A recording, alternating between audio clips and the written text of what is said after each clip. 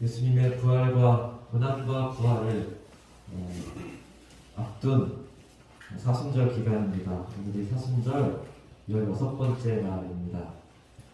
올해 부활절은 4월 4일인데 부활절이 어떻게 정해지는가 하면 충분히 지난 뒤에 첫 번째 보름달이 오는 그 다음에 오는 주일입니다.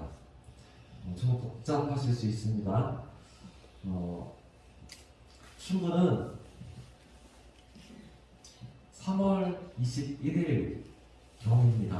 충분도 사실은 한 2, 3일 정도 왔다 갔다 3월 20일에서 왔다 갔다 하고 그 다음에 이제 보름달이 떠야 되니까 음력으로 하면 15일입니다.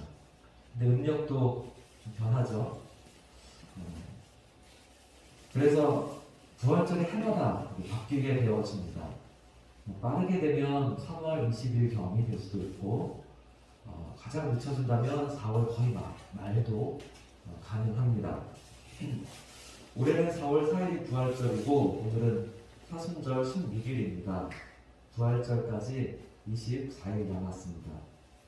사순절을 보내는 가장 좋은 방법은 기도와 묵상입니다. 예수님의 십자가를 바라보며 고난과 부활을 묵상하는 복된 시간입니다. 그래서 제가 지난주부터 묵상에 대한 말씀을 조금씩 이렇게 나누고 있습니다. 지난주에 나눈 말씀을 짧게 정리하겠습니다. 성경에서 말씀하는 묵상이란 우리가 하지 않던 것을 새롭게 하는 것이 아니라고 했습니다. 이미 우리가 묵상을 하고 있는데 그 대상을 바꾸는 것입니다.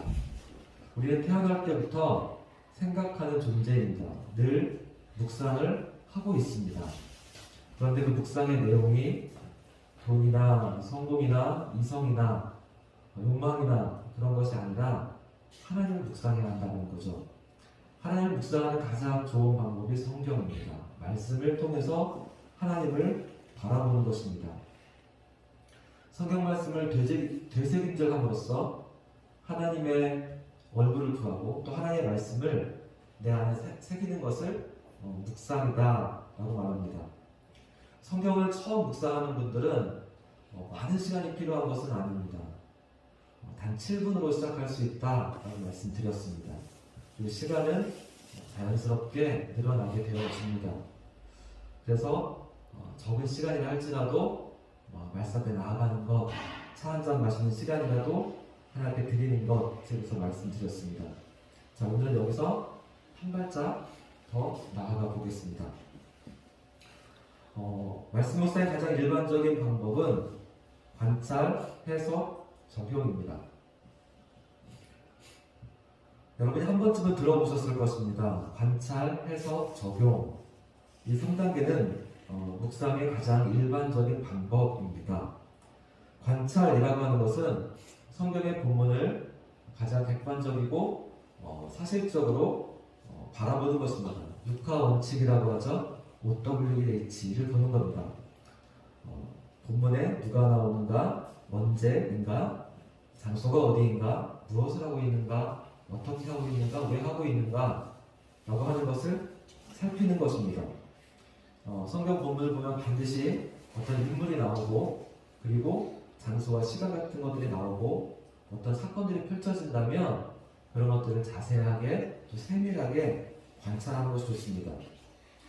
이런 면밀한 관찰을 바탕으로 말씀을 해석하는 거죠. 아, 이런 내용이구나, 이런 뜻이구나.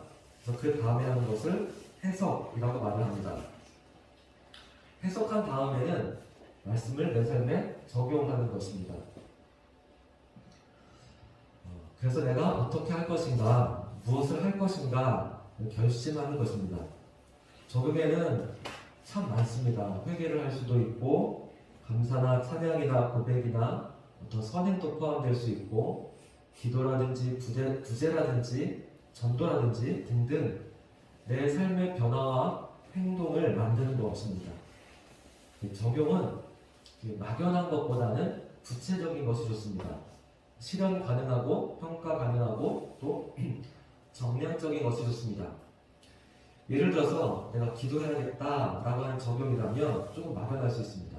그보다는 내가 오늘 10분을 기도해야겠다. 혹은 내가 무슨 내용을 기도해야겠다. 혹은 내가 몇 시에 기도해야겠다. 라고 하는 것이 더 좋습니다. 그런데 이와 같은 관찰과 해석과 적용은 사실 우리가 이미 다 하고 있는 것입니다. 누가 가르쳐주지 않았지만 여러분들이 성경을 읽으면서 이미 이해하고 있고 해석하고 있고 말씀대로 살려고 노력하고 있습니다. 그러니까 이미 여러분들이 사실은 하고 있는 것입니다.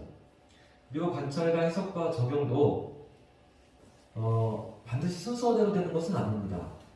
동시적으로 일어나죠. 때로는 순서가 좀 왔다 갔다 하기도 합니다. 반드시 관찰을 다 끝낸 다음에 이제 해석을 하고 해석을 했으니까 적용을 하고 그런 것이 아니라 통합적으로 일어납니다. 가끔은 해석을 하다가 다시 관찰을 할 때도 있고 어떤 때는 적용이 생략될 때도 있고 유기적으로 관찰과 해석과 적용이 일어납니다. 그리고 이 방법은 오직 성경만 해당되는 것은 아닙니다. 그러니까 모든 책들이 비슷합니다. 예를 들어 소설책을 읽을 때에도 이게 무슨 내용인지 이해해야 되고 또 그러려고 머리를 굴립니다. 굳이 차이가 있다면 적용이라고 말하는 분들도 있을지 모르겠습니다. 그러나 동화책을 읽으면서도 우린 나름대로 적용을 합니다. 권성징악 이런 가르침이 있기 때문이죠. 수필이라든지 기행문을 읽으면서도 삶이 바뀌는 사람이 있습니다. 그러니까 드물긴 하지만 어떤 영화가 인생 영화가 돼서 감동을 받는 사람도 있습니다. 그러니까 관찰하고 해석하고 적용한다라고 하는 것은 성경 묵상만의 방법은 아닙니다. 물론 우리가 이 방법을 잘 배우게 되어지면 성경 묵상할 때 큰 도움이 됩니다. 본문을 좀 더 세심하게 관찰하게 되고 또 올바르게 해석하게 되고 또 구체적으로 삶에 적용하게 되겠지만 이것이 말씀 묵상의 전부는 아닙니다. 이보다 더 중요한 것이 있습니다. 말씀 묵상만이 가지고 있는 특별함이 있습니다. 시를 읽는다든지 신문을 읽는다든지 그럴 때와 다르고 노래라든지 영화를 통해 받는 감동과 다른 말씀 안에서 주는 특별한 차이가 있습니다. 그 특별함은 바로 성령 하나님입니다. 모든 성경은 성령의 감동으로 기록되었습니다.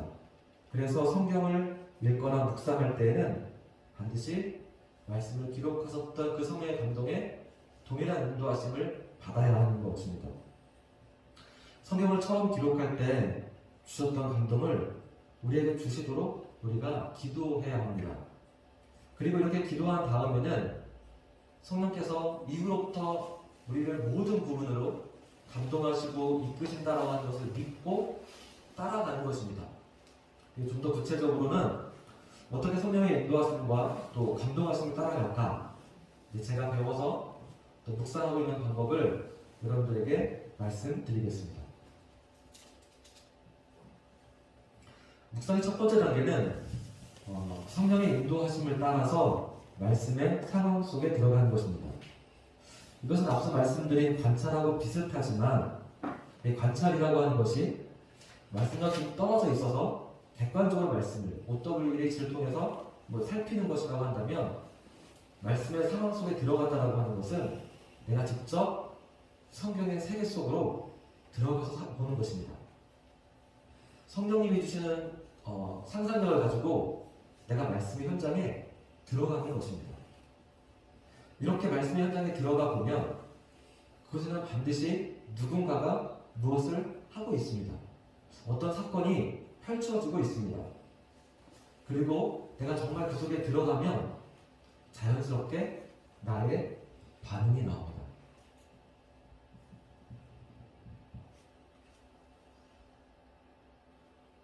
내가 그 성경의 인물과 동일시되기도 하고 혹은 그냥 그 상황에 대한 철저한 관찰자가 되기도 하고 펼쳐지는 상황에서 어떤 감정이 일어나기도 합니다.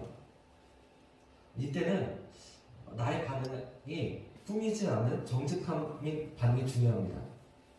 나의 믿음이 부족할 수도 있습니다. 불평이 나올 수도 있습니다. 물론 감사가 되고 찬양이 되고 기쁨으로 반응할 수 있으면 그것도 좋지만 내가 스스로 내 반응을 판단하지 않고 있는 그대로 내가 어떻게 반응하고 있는지를 바라보는 것입니다. 어떤 말씀이 내 마음에 강하게 다가오기도 하고 반대로 그 말씀이 생뚱맞을 수도 있고 이상할 수도 있고 어쩌면 거부감이 들 수도 있습니다. 그리고 이런 반응은 사람마다 다 다릅니다. 똑같은 성경을 우리가 묵상한다 하더라도 그 속에서 반응은 다 다르게 나타납니다. 왜냐하면 각 사람이 처한 상황과 환경이 다르기 때문입니다. 그러니까 성경의 상황이 나의 삶의 현장과 내 실제의 삶과 이렇게 오버랩되면서 내가 그 속에서 반응하게 되는 것이기 때문에 그렇습니다.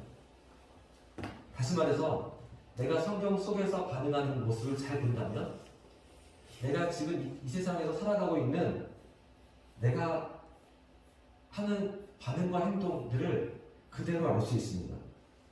왜냐하면 성경에서 했던, 성경 말씀 속에 했던 반응을 내가 이 세상 속에서 똑같이 하게 될 것이기 때문에 그렇습니다. 그래서 나의 묵상은 곧 내가 어떤 사람인지를 가장 잘 보여줍니다. 여기까지 1단계인데 오늘 여기까지만 해보고 싶은데 오늘 우리가 읽은 본문을 가지고 한번 해보겠습니다. 먼저 기도한다고 했습니다. 성령님의 도우심을 구하는 거죠. 이렇게 기도할 수 있습니다. 하나님, 묵상하는 시간 주셔서 감사합니다.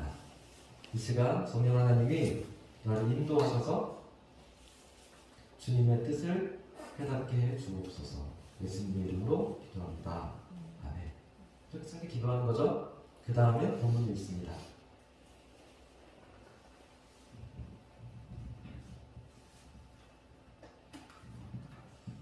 좀 길긴 하지만 제가 읽어드릴 테니까 여러분 눈으로 한 번 더 보세요. 예루살렘으로 올라가는 길에 예수께서 그들 앞에 서서 가시는데 그들이 놀라고 따르는 자들은 두려워하더라. 이에 다시 12 제자를 데리시고 자기가 당할 일을 말씀하여 이르시되 보라 우리가 예루살렘에 가노니 인자가 대제사장들과 서기관들에게 넘겨지매 그들이 죽이기로 결의하고 이방인들에게 넘겨주겠고 그들은 능욕하며 침뱉으며 채찍질하고 죽일 것이나 그는 3일 만에 살아나리라 하십니다. 세베대의 아들 야고보와 요한이 죽게 나와 여짜오되 선생님이여 무엇이든지 우리가 구하는 바를 우리에게 하여 주시기를 원하노나이다. 이르시되 너희에게 무엇을 하여 주기를 원하느냐 여짜오되 주의 영광 중에서 우리를 하나는 주의 우편에 하나는 좌편에 함께하여 주옵소서. 예수께서 이르시되 너희는 너희가 구하는 것을 알지 못하는도다. 내가 마시는 잔을 너희가 마실 수 있으며 내가 받는 세례를 너희가 받을 수 있느냐. 그들이 말하되 할 수 있나이다. 예수께서 이르시되 너희가 내가 마시는 잔을 마시며 내가 받는 세례를 받으려니와 내 좌우편에 앉는 것은 내가 줄 것이 아니라 누구를 위하여 준비되었든지 그들이 얻을 것이니라. 이렇게 말씀을 읽으면서 말씀의 상황 속에 들어가 보는 거죠. 성령의 인도하심을 따라 말씀의 상황 속에 들어가 보면 그리고 무엇이 보이나요? 이 본문 속에서 어떤 상황이 펼쳐지는지 아마 보일 겁니다. 예수님께서 예루살렘으로 올라가고 계십니다. 제자들이 함께 길을 걷는데 예수님이 앞장서서 걷고 있습니다. 뒤를 따르는 제자들은 무서워하고 떨고 있습니다. 왜 그런가 했더니 예수님이 예루살렘에서 당할 일을 그 고난을 말씀하셨기 때문입니다. 예수님이 자세하고 길게 당신이 받으실 고난을 말씀하셨습니다. 그리고 짧게 이렇게 덧붙이셨죠. 그는 3일 만에 살아날 것이다. 여러분 이 상황 속에 들어간다면 여러분 어떻게 반응하실까요? 무엇이 보이고 무엇이 느껴지시나요? 제가 이제 여러분에게 한 사람씩 물어보면 여러분의 반응이 다 다를 겁니다. 어떤 분은 예수님이 너무 당당하고 멋있어 보인다 라고 말씀하시는 분이 있을 거고, 또 어떤 분은 제자들처럼 예수님의 고난 앞에 제가 떨고 있을 것 같습니다 라고 말하는 분도 있고, 야고보와 요한의 관점이 좀 생뚱맞지만 왜 저렇게 말할까? 그게 먼저 들어왔어요 라고 말하는 분도 계실 겁니다. 지난주에 여러분이 사실 이 본문을 가지고 묵상을 하셨을 텐데, 여러분이 우리 교회 카페에 오셨다면 제가 이걸 다 읽어드리면서 여러분이 어떻게 반응하셨는지를 이렇게 알려드리면 더 좋을 텐데, 사실 권호선 권사님만 이 부분을 올려주셔서 여러분을 소개해주면 어떨까라는 생각이 들었습니다. 그래서 괜찮겠죠? 이게 우리 카페에 다시 공유하고 있는 거니까 말씀 시간에 해도 괜찮겠다는 생각이 들었습니다. 보시죠. 어떻게 하셨는지. 예수님은 다가올 죽음 앞에서 왜 이리 당당하셨을까요? 인간적인 생각이라면 누구라도 죽음이 두려웠을 겁니다. 그러나 그 길이 하나님과 죄를 지은 인간을 화목케 하는 유일한 길임을 아셨기에 죽음 앞에서도 두려움보다는 주님의 영광을 본 것이지요. 자, 원사님이 묵상하면서 제자들과 예수님의 대비가 보이죠. 그리고 예수님의 숨겨진 마음도 읽고 있어요. 예수님은 하나님의 뜻, 화평케 하신 하나님의 뜻을 깨달아서 그 일을 보고 있다라고 예수님의 마음도 보고 있습니다. 그리고 이렇게 쓰셨어요. 우리도 보이는 것 그대로를 보는 경향이 있습니다. 그러나 그 너머에 주님의 계획과 나를 향한 주님의 마음을 볼 수 있다면 언제나 어디서나 담대할 수 있을 것 같습니다. 그러니까 살아가면서 눈으로 보는 것, 그것이 전부처럼 보일 때가 있지만 그것이 아니라 그 너머에 어쩌면 감춰져 있는 주님의 계획과 섭리들을 볼 수 있다면 얼마나 좋을까. 예수님을 닮고 싶은 그런 마음을 표현하는 거죠. 정말 예수님처럼 그랬으면 좋겠다라고 상황을 표현하고 있습니다. 그리고 이렇게 덧붙이셨어요. 요즘 일이 수월한 것이 없고 자꾸 꼬이고 마음을 힘들게 합니다. 인간적인 생각으로는 다 때려치우고 싶은 마음이 불뚝 같지만 그 안에 주님의 계획을 바라보며 마음의 평안을 가져봅니다. 그분의 뜻이 어디에 있는지를 묵상하며. 이제 권사님의 삶이 나오는 거죠. 이 본문을 보면서 권사님의 삶이 그대로 묻어나오는 거. 묵상을 정말 잘하시는 거예요. 말씀 앞에 정직하면 꾸미지 않고 솔직한 반응이 나오고 내 자신을 바라보게 되어지는 거죠. 그래서 묵상을 나누는 거예요. 우리가 말씀하셔서 서로 교제하면 그 사람이 그렇게 반응하는 이유가 있어요. 왜 그 말씀을 말씀하는지 더 보이게 되는지 그 사람의 숨겨진 이야기는 또 있는 거예요. 그래서 함께 모여서 말씀 묵상할 때 더 깊이 이해하게 되고 더 깊이 사랑하게 되고 서로를 중보할 수 있게 되어지는 거죠. 제가 묵상한 것도 잠깐 나누고 있습니다. 저는 34절에 나오는 그는 3일 만에 살아나리라 이 말씀이 새롭게 다가왔습니다.